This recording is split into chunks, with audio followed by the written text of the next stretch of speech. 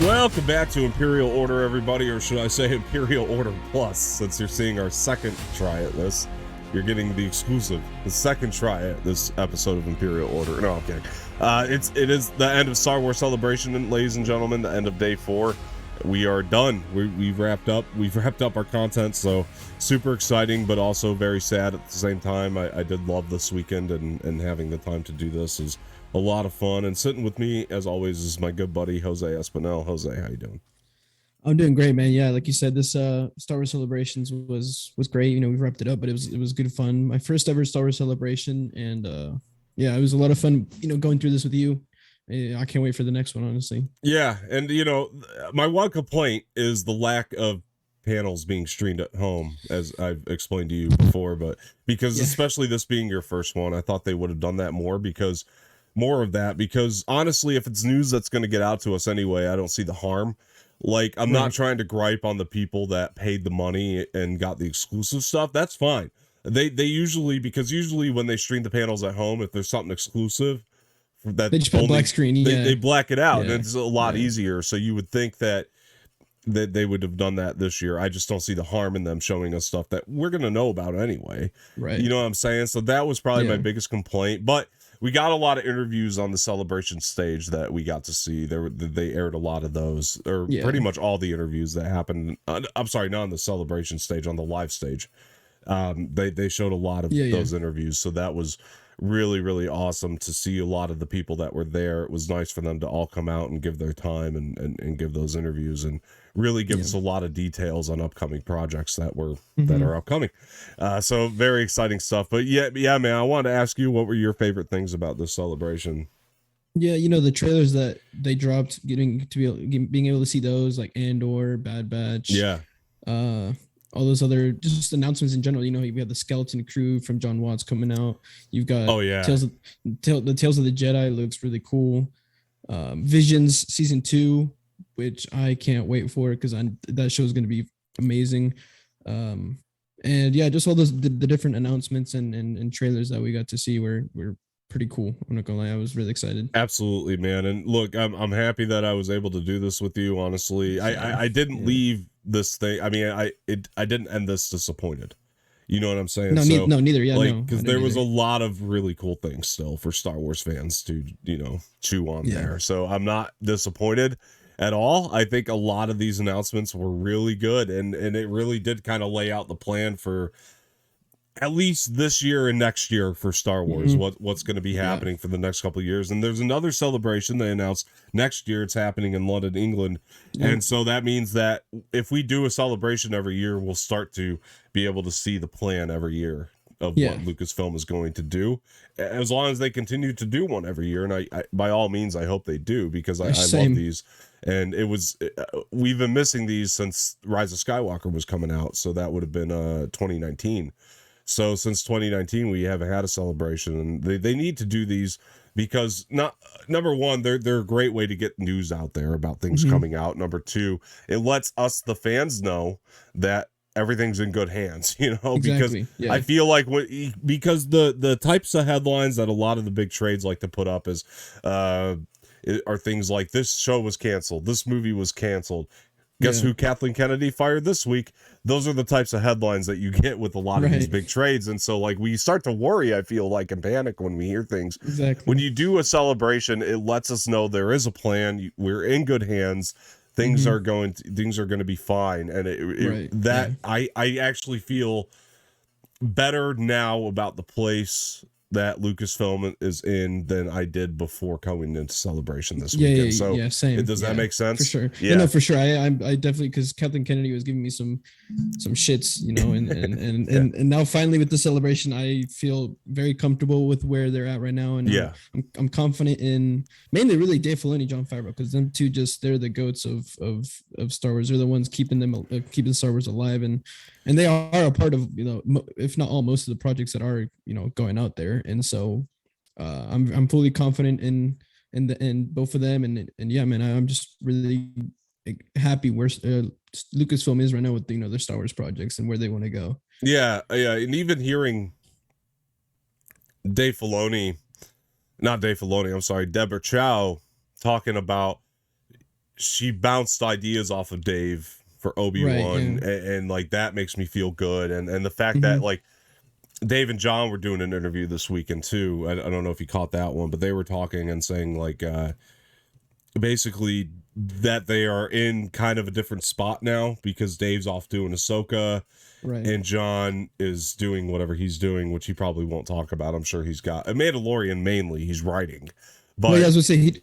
I mean, it was. Yeah, I was just say it was announced that he's writing. He's already writing for season 4 of Mandalorian. So yeah, they were he's talking busy about doing that. how when they first started Mandalorian, they were able to be together all the time and talk about these things. And he's like, now John said it's cool because Dave's an experienced director. He can go off and do Ahsoka. I can go off and do Right. Mandalorian. And now it's almost like they can bounce off ideas off each other still, which made me Right. feel good. But also the fact that they can do a lot of these things. They can get a lot done at once now because you can have Dave Right. working over here, John working over here, and it's really showing the direction that Lucasfilm is heading with Star Wars, and it does make me feel very, very good. And the fact that Dave's kind of available for everybody, it sounds like, to be able to bounce off Right. ideas off of it, which is very cool. Yeah. So I'm very happy about it, man. I think that especially the other thing that really got me going here, as far as like being very comfortable with the place that they're at, was seeing Obi-Wan this weekend. So being able to see the first 2 episodes Yeah. really got me comfortable with where they're heading, because now we could really see the plan, I feel like, start to really take form and come together. Mm-hmm. It's on brand, I feel like, of the Filoni verse, or of the things that Filoni Yeah. puts together. It's on that brand, but it's its own thing, and I like that. They're definitely taking advantage of all the creative people that they have working around them. And so I'm very happy about this direction, man. I don't know. I mean, as far as like this the general direction, are you feeling good about it, or do you think that, I mean, what do you think that, what could they do better, if not, if anything? I mean, or are you No, just honestly, feeling I great mean, about from it? what honestly from what I've seen in the trailers and all this other kind of stuff, it looks like Filoni's really, making it what George Lucas ultimately wanted. Yeah. If he was still, head of Lucasfilm and Star Wars. And if anyone is to do that, it's Filoni, because he's, he was there from day with George Lucas, and he knows George Lucas best. And so I'm very comfortable, and I know I'm in good hands with Filoni in this Yeah. Filoni verse. Yeah. It's almost like Kevin Feige with the MCU. There's the Feige verse and then there's a Filoni verse, and I feel like, he's in a very good spot right now Right. with everything that's coming out. And like you said, I mean, Dave Filoni can go do one thing, Jon Favreau can go do another, and they can still just do separate projects, get a lot done, but they can still bounce ideas off of each other for what they want to do for these projects that they're making. Yeah, I think we're really gonna get to this place where it is gonna feel like Filoni's world, like it does. Mm-hmm. I like that what you said there about the Feige verse, because it Yeah, is gonna start exactly. to feel like Filoni's world, and we're gonna really start to see that once everything, I think, becomes so much more interconnected as it seems to be. And the Andor trailer was a big giveaway to me for that, because the way that just already looked and felt like Rogue One, it's like, oh wow, so we got a connection there. But that takes place not that long when you think about it. That takes place 5 years after Obi-Wan. So it's really kind of cool when you start to think about it, because if it takes place 5 years before for Rogue One, then that means it's 5 years before New Hope, and Obi-Wan's 10 years before New Hope. So I started doing that math in my head. I'm like, it's kind of crazy. It's starting to really kind of feel like we're filling in gaps. We're getting this whole big universe, this very vast universe. And then on the other side of that, you got John and Dave kind of trying to hash out what's happening after Return of the Jedi, which we're filling Jedi, right? So now we're going to fill in that gap between Return of the Jedi and Force Awakens, which I think is going to be really, it's great, man. I feel like we're closing that gap, and there's going to be so much, and I've been saying this from the beginning. The fans, there's going to be that one thing they're not going to like, but it's not going to matter, because you got something else on the other side of Disney Plus when you're scrolling that you are going to like for Star Wars. So we're not going to feel that division anymore. They have a plan to be like, okay, yeah, I'm sorry you didn't like Visions. Okay, you got Tales of the Jedi over here. We're starting to get that kind of thing going. We're getting in that groove of variety, which is like why Marvel is keeping afloat, because there's a lot of things Marvel's done recently, especially that a lot of their fans have not liked. Different fans and different, you know what I mean. There's things that Marvel's done lately that a bunch of different fans haven't liked, but they're not mad because they got something else on the other side of Disney Plus they can go to that they do like. We're getting there with Star Wars. We're getting there with Star Wars, and I feel like even stronger than Marvel at this point because I feel like all this content coming, fans are stoked for. And I don't see a lot of it failing. I'll be honest with you. With the ideas in place. Yeah, neither. No. Yeah. Is there any of them that you're nervous about that you're like, I'm iffy about it still? Like, is there anything coming up that you're still kind of iffy about when it comes to this? I mean, I was gonna say at first the Tales of the Jedi, the fact that 3 of the 6 episodes are all Ahsoka. Maybe they could have done like kind of like Visions where each episode is a different character. Okay. But at the same time, I do feel like we do need to learn more about Ahsoka because we don't know like where she came from, what she used to be like, what she used to do before she became, Anakin's apprentice.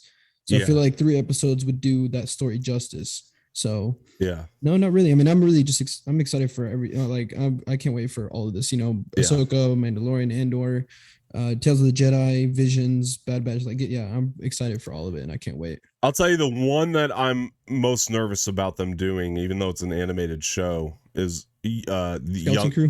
No, I think Skeleton Crew is gonna be great, and I don't think that's animated. So young Jedi. The young Jedi. Yeah, and that's mainly because High Republic hasn't taken for a lot of people. One thing we didn't get details on I want to mention is Acolyte. I'm surprised, but we didn't get anything on the Acolyte this weekend. And that's going to take place in the High Republic. And they're really, I feel like I'm not trying to say, I get that it's a product now that they've kind of set up. They need to kind of finish out their plan because they have a plan for the stories and everything. But a lot of fans have not been happy with High Republic. And I feel or fear that they're going to shove it down our throats too much. But hopefully once we see the Young Jedi show, it kind of puts our fears to rest on High Republic and we start to see how that shapes up a lot more. But it just seems to be that era and time period that the fans don't really want to explore right now. And I'm not sure why that is. I think a lot of people are still... I think what we're kind of seeing is we're seeing a lot of the younger generation kind of come up out of the woodwork who grew up with the prequels. Now they're kind of growing up and they're adults and they're coming out of the woodwork. And I think that they have prequel fever right now. And I think that's where we're kind of at.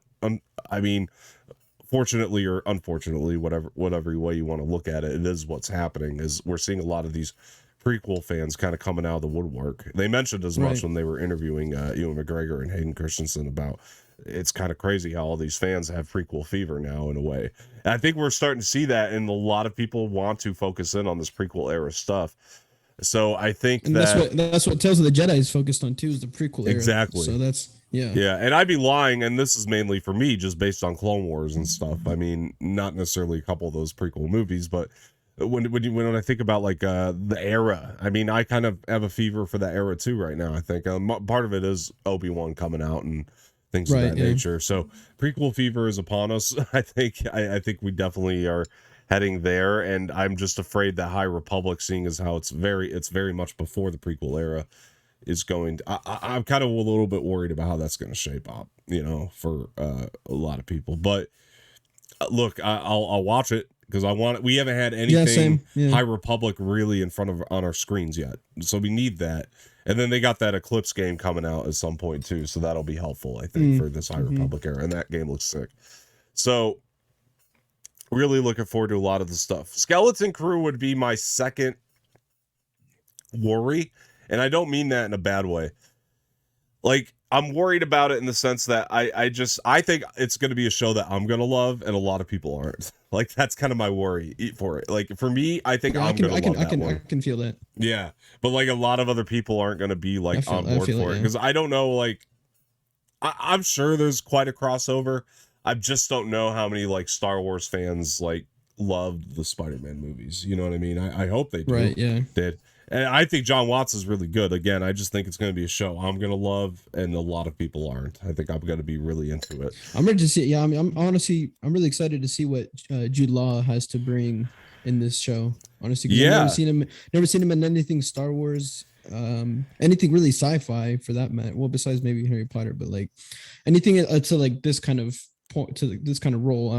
It's gonna be really interesting to see, you know, what he does and what he brings. It's crazy because you look at the group of A-list actors out there, and he's like toward the top of that list. Jude Law, he's at the top part of that list, and when you start to think about the fact that a lot of these guys never used to cross over to television, but look at the star power they're getting for this. It's wild to think about. Like the fact that I get it's a character he's done before, but even the fact that Ewan McGregor is doing TV now is kind of wild when you think about it. Like, because like there was a time I guarantee he wouldn't have. Probably when he was doing the prequels, I guarantee he wouldn't have agreed to a TV show at that time. But now it's become such.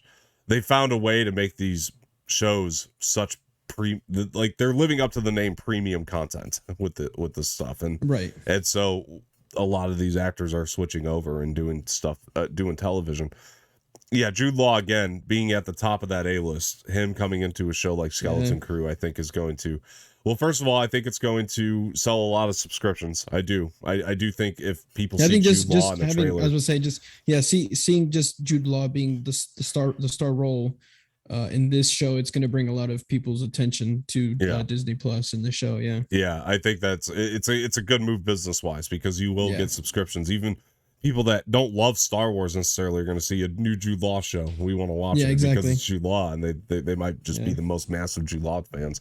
And that's the kind of stuff these are the kinds of actors and type of star power that you need to get in order to sell subscriptions for Disney Plus.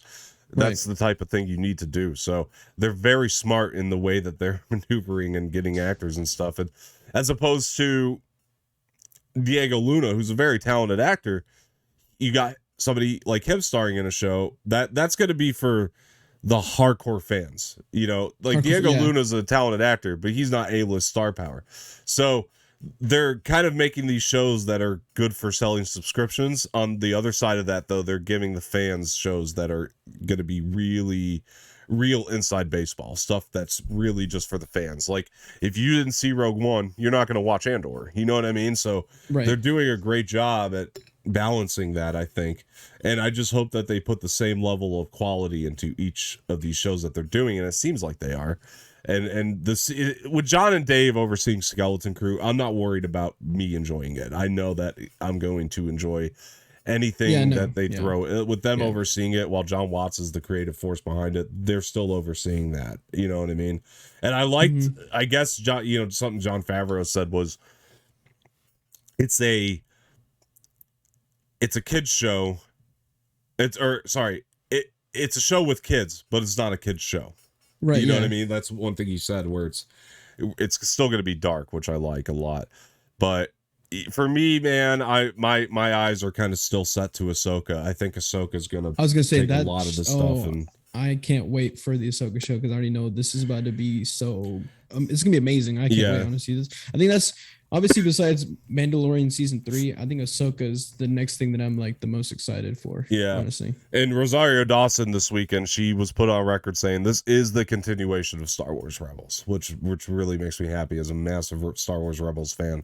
That's amazing. And that's one thing she said. She said, I can't wait for you guys. She didn't say I can't wait for you guys to see Ahsoka. She said I can't wait for you guys to see the continuation of Star Wars Rebels, which I love that. And that's super cool. And I think that they casted, again, got to see the performance, but I think they casted really well with Natasha Bordizzo as Sabine. I think she's going to really do some amazing stuff in this show. It sounds like she's having a blast. So I'm excited to see what she can bring, man. I think that when I saw her talking on the interview this weekend, it seemed like she was felt very comfortable in this world, you know. And I'm very. It's not often you get an actor who's new to it, but they feel so comfortable doing it, and she felt very comfortable doing it, and that gives me hope. So I think Ahsoka is going to be. It's going to be unbelievable. I think. I really do. Yeah. 100%. And they confirmed, you know, Sabine, Ezra Bridger, Hera all being in the show. So it really is the continuation of Rebels in so many ways. And I'm waiting on my casting announcements still for a couple of those characters. I'm waiting to see who they cast. And I'm surprised we didn't get them all this weekend. You know, I'm surprised. Yeah. Look, Ahsoka's 2023. I was fully expecting to see the guy who played Aladdin to just walk onto the stage. I know, me too. For Ezra, yeah. So we'll see how truthful that rumor is. But hopefully it is what it is.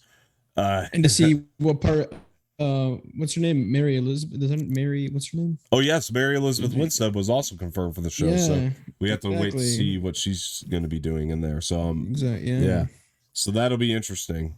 But as we've seen, they've gotten star power to play some of their side characters too. So she could be like a real side character in this, and we just don't know. Yeah. Sometimes that's happened. They've gotten really great actors to play just small characters, like Kumail Nanjiani and Obi-Wan. I don't think he's coming back in the show. I just think he was there for the one episode. We'll see. Maybe he will, but I don't see him coming back. You know what I mean? So that's just an example of and Rupert Friend only got two episodes for the show, which I mean, he's coming back though. He's coming back because he's alive in Rebels. Yeah. He lived. Yeah. His character is alive. But he just got killed. He didn't die. They can't kill him. He's alive in Rebels. It would break canon. And Deborah Chow has been very adamant. She's stuck with canon. So it would break canon if he's done.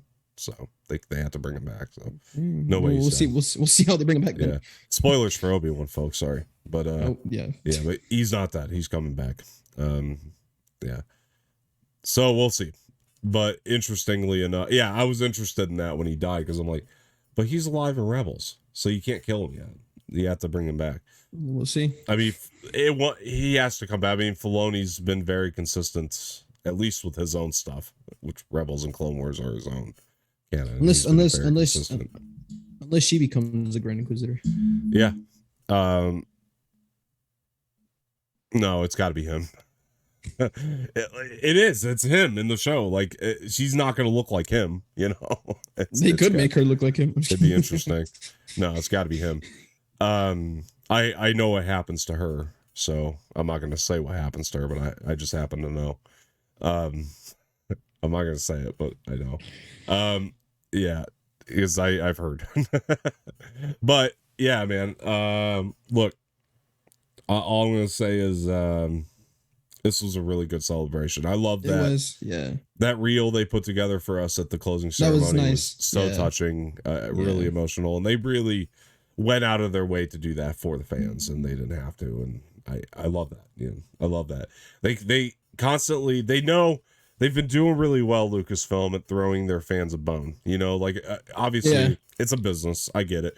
And a lot of the things they are going to do is for business, but they throw their fans a bone. You know what I mean? They really, because they have people working for them that are also fans, and that's what matters. Right. Filoni is the Feige of Star Wars, so he knows what he's doing. He's creative head on a lot of the shit. So he's got us in good hands. We're in good hands. I feel like I'm in good hands now after seeing this. Yeah, for sure.